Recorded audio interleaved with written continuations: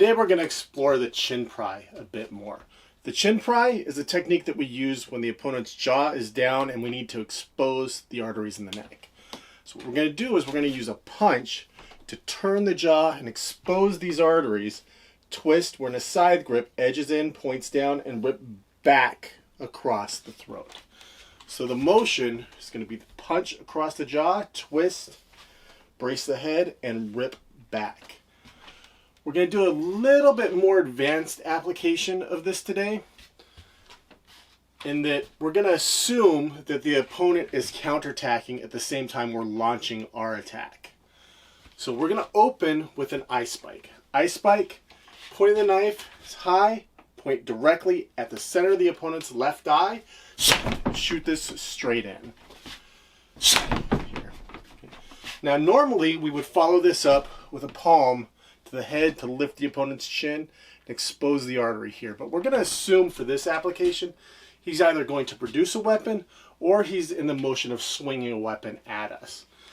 And in this application, we're going to work a scenario where we're catching his motion early.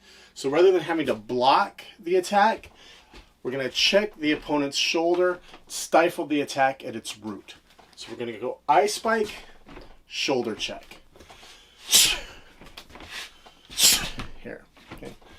So because we're not attacking the head, it's reasonable to assume that when his eye gets hit, he's going to bring his chin down and his hand up here and really protect the arteries that I'm trying to get to. So because his hand is coming up, that's going to leave his flank exposed.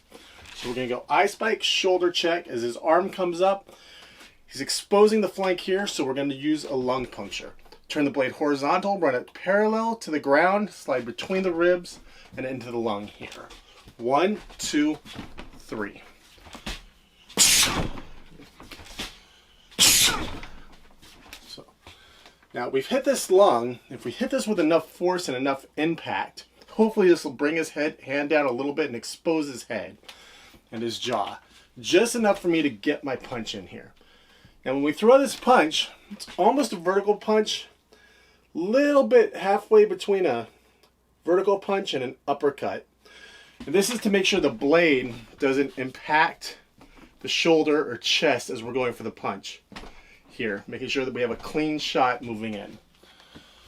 So when you throw out this punch, you don't want to put too much power behind it, because if you really crank him in the jaw hard, we risk injuring our hand that's holding the weapon.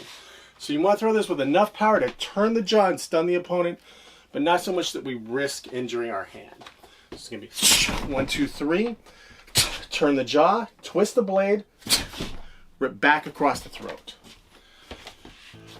1, 2, 3, 4, 5.